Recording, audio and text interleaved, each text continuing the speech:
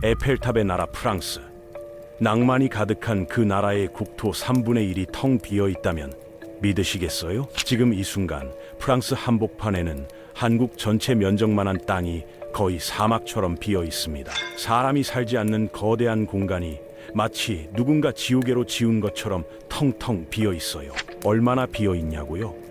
프랑스 로제르 지역 전체에 7만 6천 명이 살고 있는데 이 지역 면적이 5,200제곱킬로미터예요. 경기도보다 절반 정도 큰 땅에 용산구 인구만 살고 있다는 뜻입니다. 더 충격적인 건 이게 우연이 아니라는 거예요. 200년 전부터 시작된 거대한 실험의 결과입니다.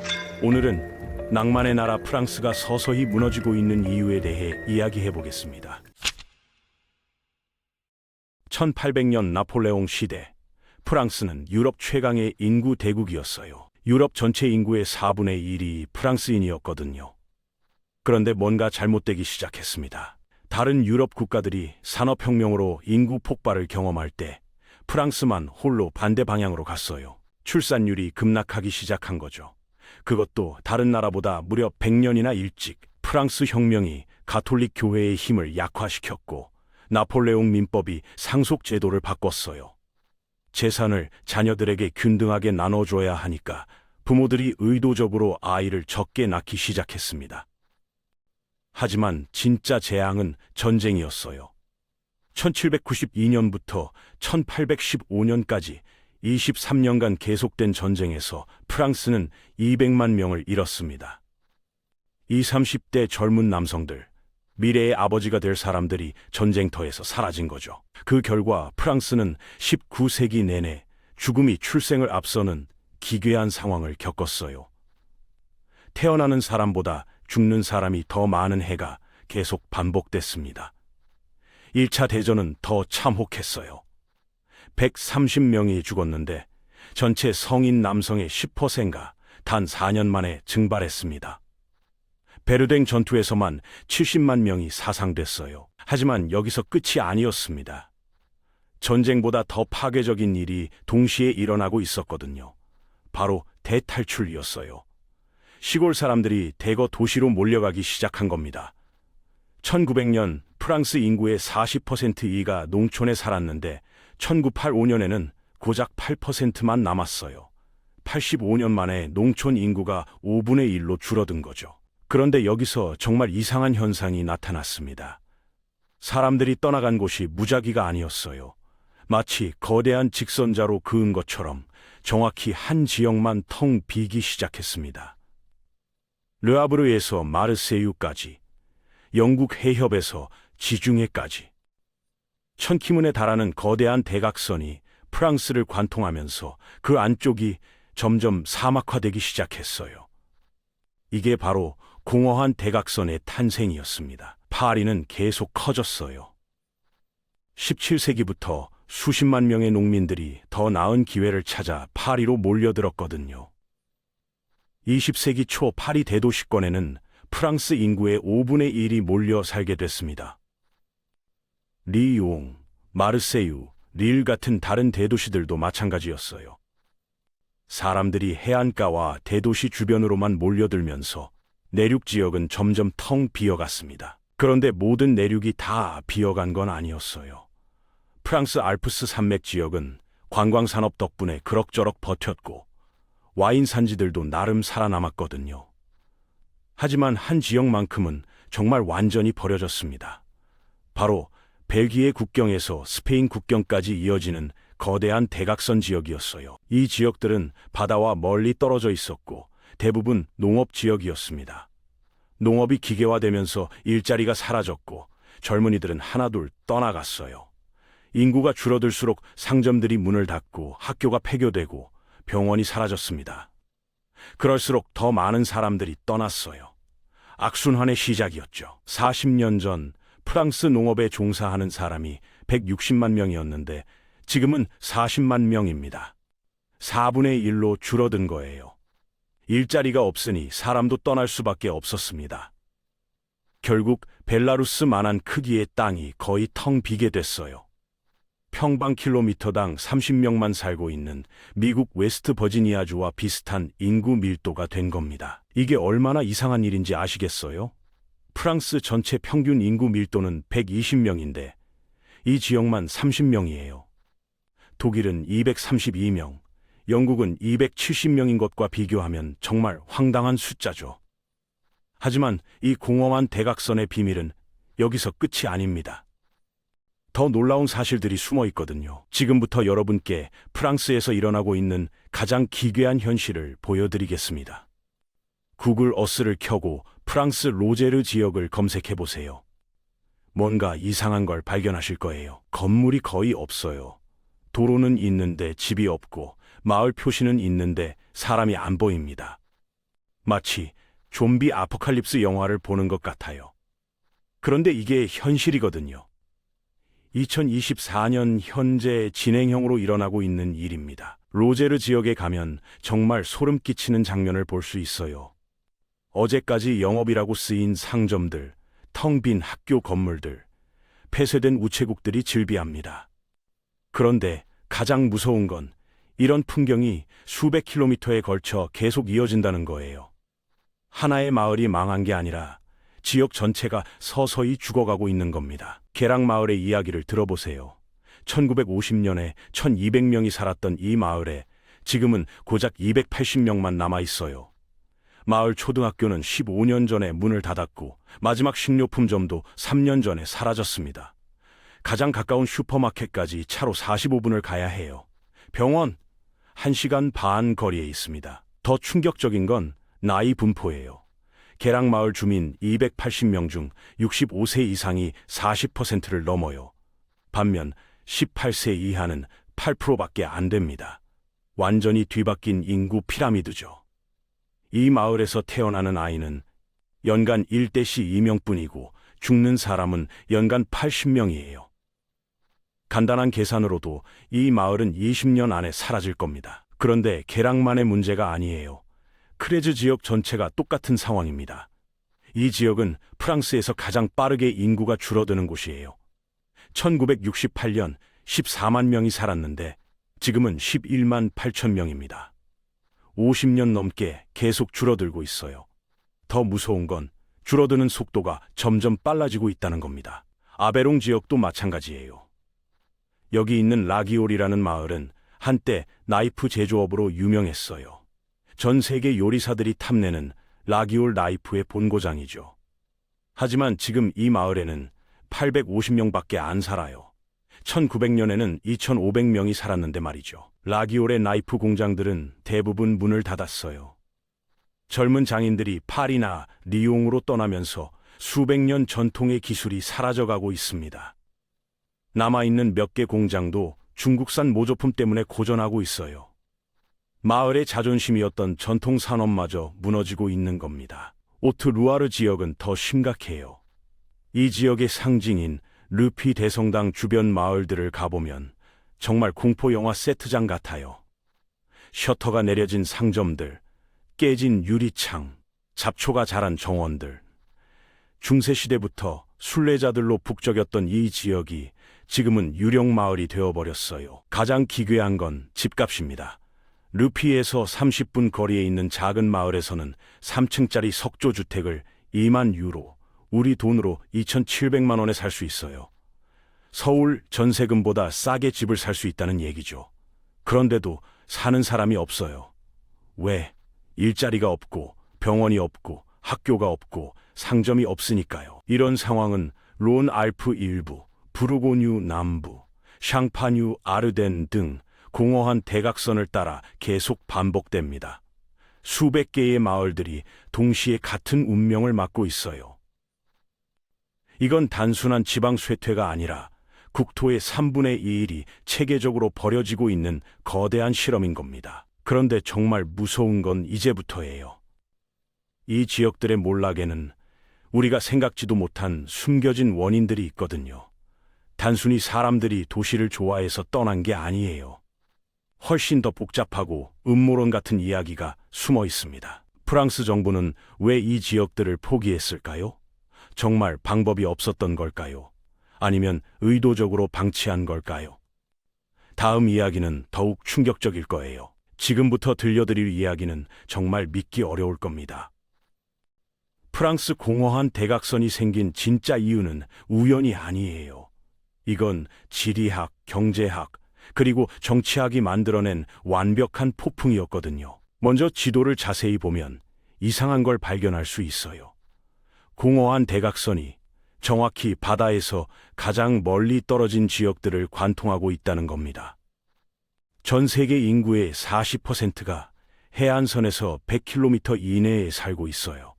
바다, 매, 무역, 돈, 일자리라는 공식 때문이죠. 그런데 프랑스 대각선 지역은 어떨까요? 가장 가까운 바다까지 300에서 400km씩 떨어져 있어요. 더 웃긴 건 이 대각선이 프랑스 국경을 넘어서 스페인까지 계속 이어진다는 겁니다. 피레네 산맥을 넘어서 스페인 내륙 지역도 똑같이 텅 비어 있거든요. 마치 유럽 대륙에 거대한 데드존이 그어져 있는 것처럼 말이에요. 이게 우연일까요? 사실 이건 유럽 전체의 구조적 문제예요. 유럽에는 블루 바나나라고 불리는 거대한 경제 벨트가 있어요. 런던에서 시작해서 네덜란드, 독일 서부, 스위스를 거쳐 이탈리아 북부까지 이어지는 초거대 경제권이죠. 유럽 GDP의 절반이 이 바나나 모양 지역에서 나와요. 그런데 프랑스 공허한 대각선은 이 블루 바나나에서 가장 멀리 떨어진 곳에 위치해요. 경제적 중심지에서 완전히 소외된 거죠. 독일이나 네덜란드에서 물건을 사오려면 수백 킬로미터를 운송해야 하고 그만큼 비용이 많이 들어요. 기업들이 이런 곳에 공장을 지을 이유가 없죠. 교통 인프라도 문제예요. TGV 고속철도 노선도를 보면 정말 기가 막혀요. 파리에서 출발하는 모든 선이 방사형으로 뻗어나가는데 대각선 지역은 완전히 우회해요. 파리 리옹 마르세유 선은 대각선을 피해서 동쪽으로 크게 돌아가고 파리 보르도 선은 서쪽으로 돌아갑니다. 결국 대각선 지역은 고속교통망에서 완전히 배제된 거예요. 고속도로도 마찬가지예요. A4, A6, A7, A10 모든 주요 고속도로가 대각선을 피해서 지나가요. 이게 얼마나 치명적인지 아시나요? 현대 경제에서 교통은 혈관이에요. 혈관이 막히면 그 부위는 괴사하죠. 프랑스 대각선이 바로 그런 상황입니다. 하지만 여기서 끝이 아니에요. 프랑스 정치 시스템 자체가 이 문제를 더 악화시켰거든요. 프랑스는 극도로 중앙 집권적인 나라예요. 모든 권력이 파리에 집중되어 있어요. 대기업 본사의 90%가 파리에 있고 정부 기관의 95%가 파리에 있어요. 심지어 지방은행들도 중요한 결정은 다 파리에서 내려요. 이런 시스템에서는 파리와 가까운 곳일수록 유리해요.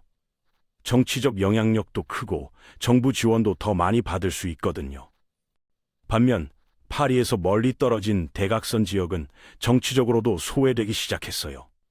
국회의원 한 명이 관리해야 할 면적이 너무 넓다 보니 세심한 관리가 불가능했죠. 농업 정책도 대각선 지역에게는 재앙이었어요. EU의 공동농업 정책이 대규모 효율적 농업을 선호하면서 소규모 가족농들이 몰락하기 시작했어요.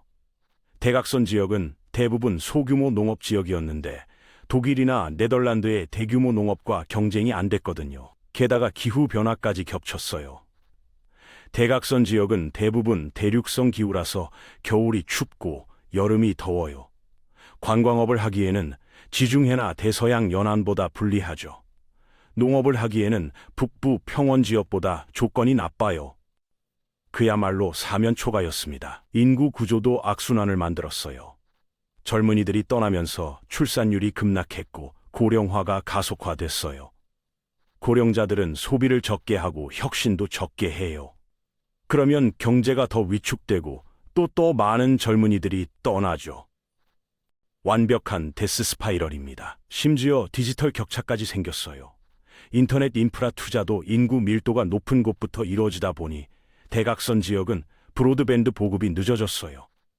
21세기에도 여전히 정보화에서 소외된 거죠. 이 모든 요소들이 합쳐지면서 프랑스 대각선은 완벽한 쇠퇴 지역이 되었습니다.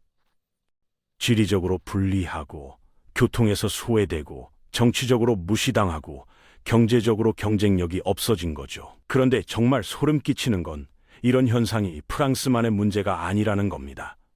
전 세계적으로 비슷한 일들이 일어나고 있거든요. 그리고 한국도 예외가 아니에요. 지금부터 여러분께 전 세계에서 일어나고 있는 대탈출의 실체를 보여드리겠습니다. 이건 정말 충격적일 거예요. 먼저 스페인을 봅시다. 프랑스 공허한 대각선이 피레네 산맥을 넘어서 계속 이어진다고 했잖아요. 스페인 내륙 지역, 특히 카스티아 라만차와 엑스트레마두라 지역이 정말 심각해요. 이 지역들의 인구 밀도는 평방킬로미터당 25명밖에 안 됩니다. 프랑스 대각선보다도 더 텅 빈 거죠. 스페인에는 텅 빈 스페인이라는 말까지 있어요. 국토의 53%에 인구의 고작 5%만 살고 있다는 뜻입니다. 테루엘이라는 도시는 인구가 3만 5천 명인데 면적이 전라남도보다 커요. 상상이 되시나요? 더 놀라운 건 아라곤 지역입니다. 여기에는 마을 수집가라는 사람들이 있어요.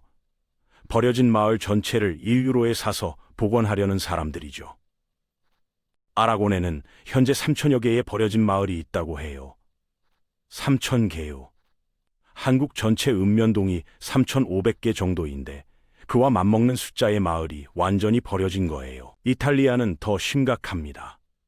남부 지역, 특히 몰리세와 바실리카타 지역이 완전히 텅 비고 있어요.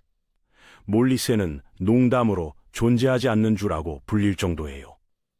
1951년 35만 명이 살았는데 지금은 30만 명도 안 됩니다. 70년 동안 계속 줄어든 거죠. 바실리카타의 크라코라는 마을은 정말 영화 세트장 같아요. 1960년대 지진과 산사태 때문에 주민들이 모두 떠났는데 지금은 관광지가 됐어요. 하지만 관광객들도 별로 안 와요. 너무 멀고 접근하기 어려우니까요. 독일도 예외가 아닙니다.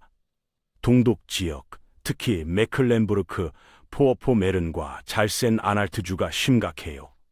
통일 이후 젊은이들이 서독으로 대거 이주하면서 이 지역들이 급속히 고령화됐거든요.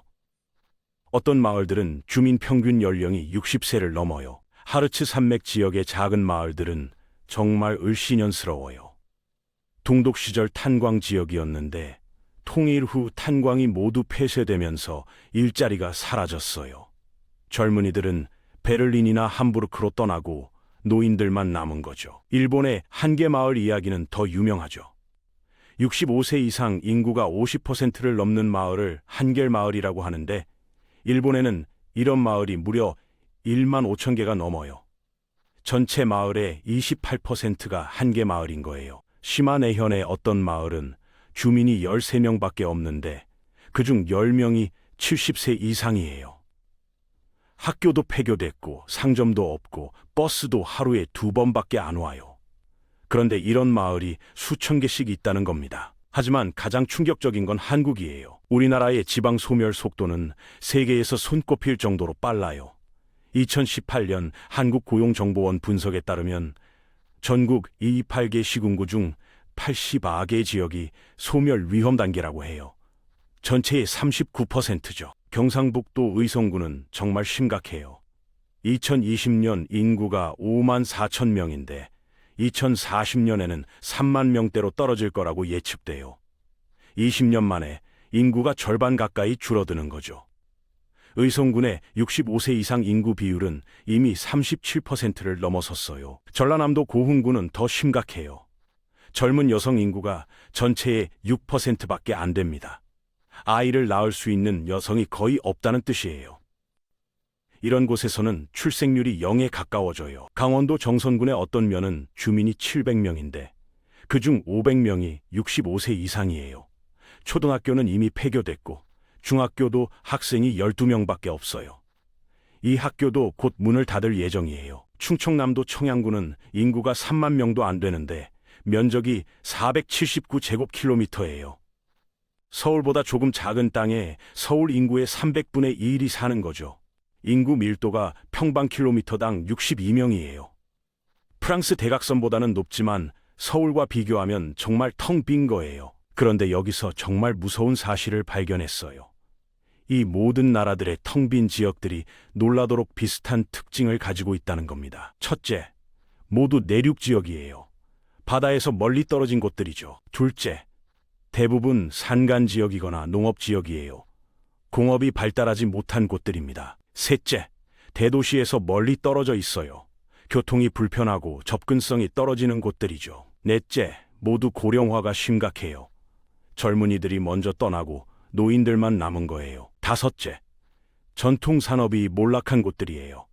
농업, 광업, 제조업 등이 쇠퇴하면서 일자리가 사라진 거죠. 이건 우연이 아니에요.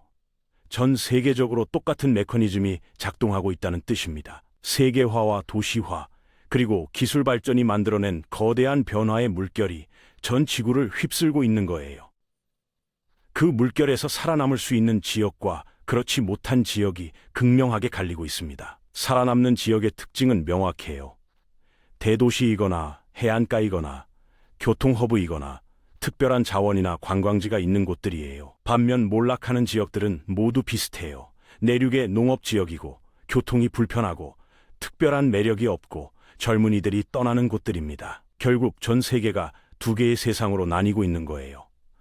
사람과 돈이 몰리는 승자 지역과 모든 것이 빠져나가는 패자 지역으로 말이죠. 프랑스의 공허한 대각선은 단순한 프랑스 문제가 아니라 전 인류가 직면한 거대한 변화의 상징인 셈입니다. 그렇다면 이 문제에 대한 해결책은 정말 없는 걸까요? 프랑스의 공허한 대각선은 단순한 프랑스 문제가 아니라 전 인류가 직면한 거대한 변화의 상징인 셈입니다.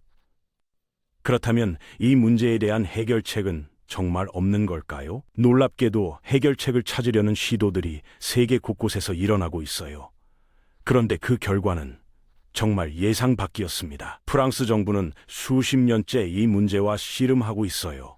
1963년부터 국토정비청이라는 기관을 만들어서 지역 균형 발전을 추진했거든요. 60년 넘게 천문학적인 돈을 쏟아부었어요. 그런데 결과는 공허한 대각선은 더 텅 비었습니다. 가장 야심찬 프로젝트 중 하나가 마시프 상트랄 개발 계획이었어요. 1975년부터 시작된 이 계획으로 정부는 40년간 수백억 유로를 투입했습니다. 도로를 깔고 공장을 짓고 대학을 만들고 관광지를 개발했어요. 그런데 신기한 일이 일어났어요. 인프라는 좋아졌는데 사람은 더 빨리 떠났습니다. 왜? 좋은 도로가 생기니까 파리나 리옹으로 가기가 더 쉬워진 거예요. 역설적이죠? 지역을 살리려고 만든 도로가 사람들의 탈출을 더 쉽게 만든 겁니다. 리무생 공항 이야기는 정말 우프기까지 해요. 1980년대 지역 발전을 위해 수백억 원을 들여서 공항을 확장했어요. 파리까지 1시간이면 간다고 홍보했죠.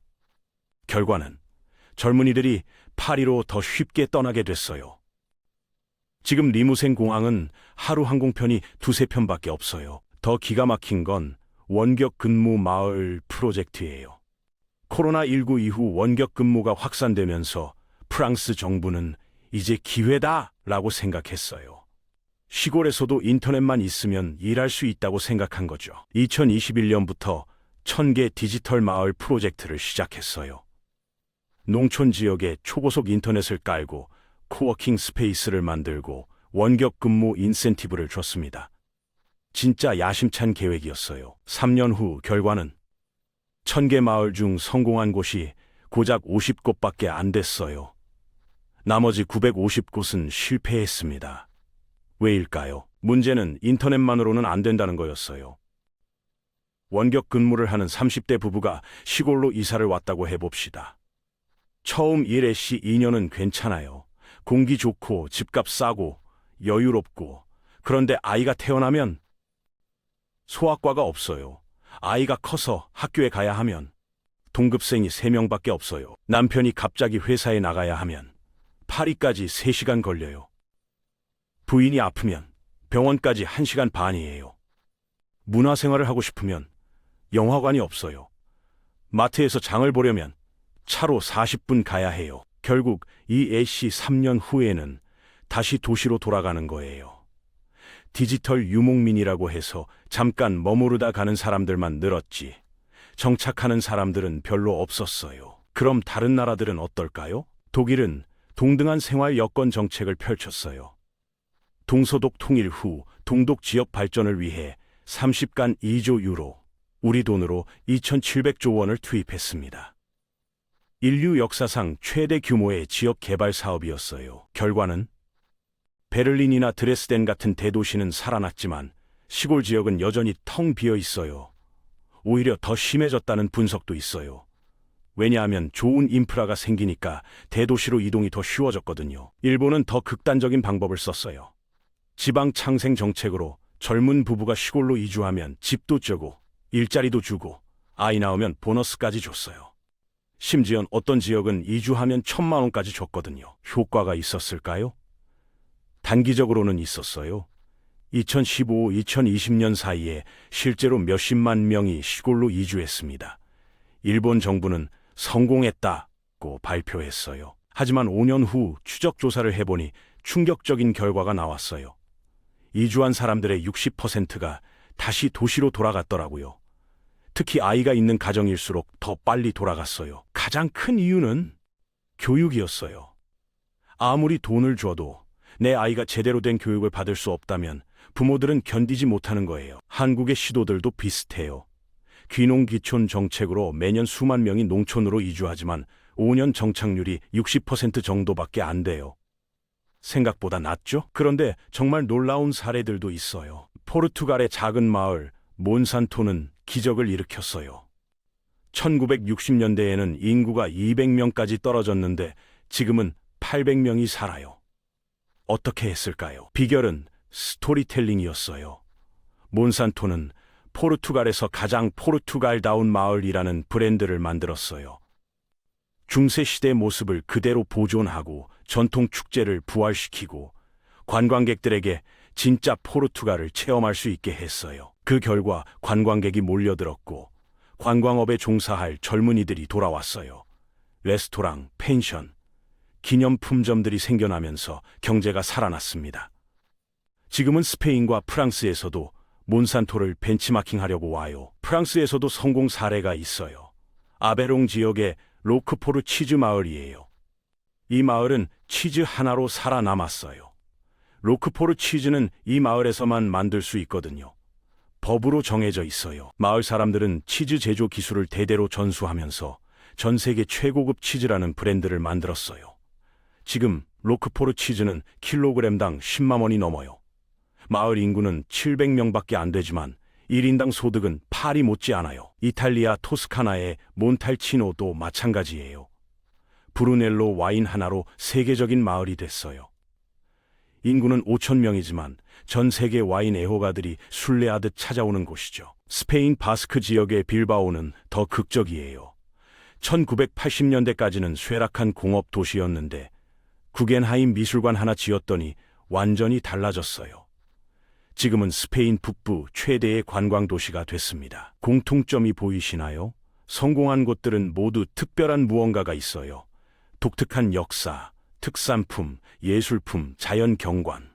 뭔가 다른 곳에서는 경험할 수 없는 것들 말이에요. 반면 실패한 정책들은 모두 돈으로 해결하려 했어요. 인프라 깔아주고, 보조금 주고, 세금 혜택 주고. 하지만 그것만으로는 안 된다는 게 증명됐어요. 사람들이 진짜로 원하는 건 단순히 살 곳이 아니라 살 가치가 있는 곳이거든요. 그 가치는 돈으로 만들어지지 않아요. 역사와 문화, 그리고 무엇보다 그곳만의 정체성에서 나오는 거예요. 그렇다면 프랑스 공허한 대각선에도 희망이 있을까요? 정말 흥미로운 변화들이 일어나기 시작했어요. 그렇다면 프랑스 공허한 대각선에도 희망이 있을까요? 정말 흥미로운 변화들이 일어나기 시작했어요. 2020년 코로나19가 모든 걸 바꿨습니다. 갑자기 원격 근무가 당연해졌고 사람들이 꼭 도시에 살아야 하나라고 생각하기 시작했어요.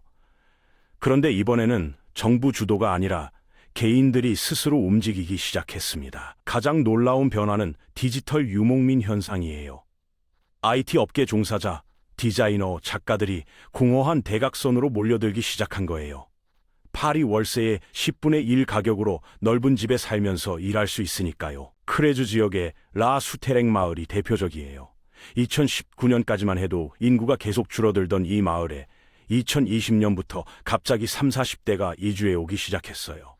파리에서 온 프로그래머, 베를린에서 온 그래픽 디자이너, 런던에서 온 번역가, 정말 국제적인 커뮤니티가 형성됐어요. 이들이 한 일이 기가 막혀요. 정부 지원 없이 스스로 코워킹 스페이스를 만들고 로컬 프로듀서들과 연결해서 온라인 쇼핑몰을 만들고 도시 친구들을 대상으로 시골 체험 프로그램을 운영하기 시작했어요. 결과는 2년 만에 마을 인구가 15% 늘어났어요. 20년간 줄어들기만 했는데 처음으로 증가한 거죠. 더 놀라운 건 이들이 번 돈이 지역 경제를 살리고 있다는 거예요. 오베르뉴 지역에는 더 극단적인 사례가 있어요.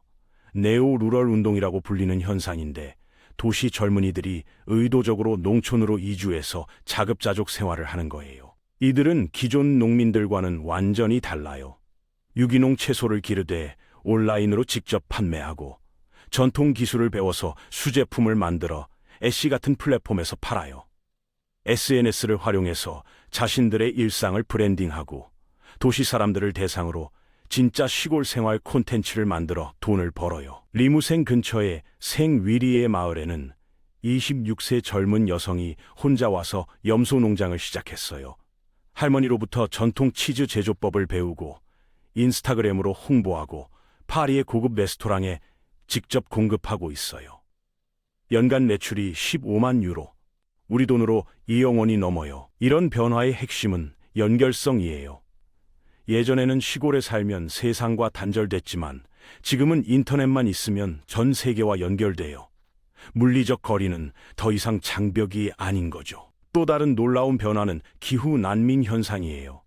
기후 변화 때문에 남프랑스가 점점 더워지면서 반대로 시원한 내륙 지역이 매력적으로 변하고 있어요. 2023년 여름 남프랑스는 47도까지 올라갔어요.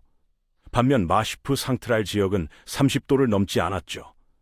갑자기 이 지역이 기후 피난처가 된 거예요. 마르세유나 니스에 살던 은퇴자들이 더위를 피해 내륙으로 이주하기 시작했고 심지어 스페인과 이탈리아에서도 사람들이 와요. 기후 이주라는 완전히 새로운 트렌드가 생긴 거죠. 하지만 가장 흥미로운 변화는 재야생화 프로젝트예요.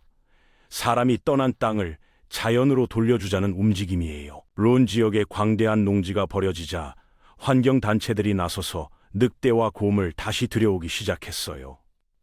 600년 만에 프랑스 내륙에 야생 늑대가 돌아온 거예요.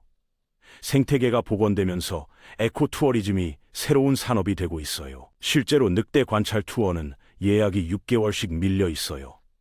도시 사람들이 야생 늑대를 보기 위해 수백 킬로미터를 달려와요. 하룻밤에 300유로씩 내면서도 기꺼이 와요. 심지어 AI와 로봇 기술까지 활용되고 있어요. 농업용 드론으로 넓은 농지를 관리하고 AI로 작물 상태를 모니터링하고 자율주행 트랙터로 농사를 짓는 스마트 농업이 확산되고 있어요. 이런 기술 덕분에 한 명이 예전에 10명이 할 일을 할 수 있게 됐어요. 인력 부족이 오히려 기술 혁신을 촉진한 거죠. 그런데 가장 놀라운 건 이 모든 변화가 자연스럽게 일어나고 있다는 거예요.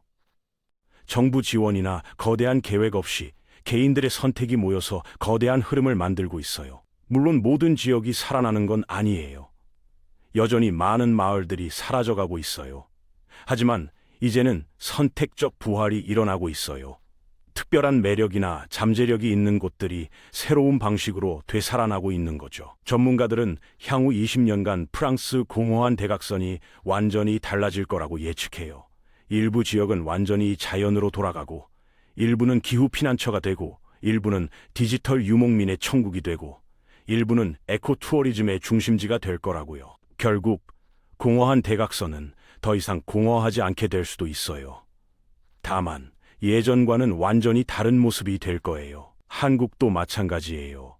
우리나라 농촌도 지금 비슷한 변화가 시작되고 있어요.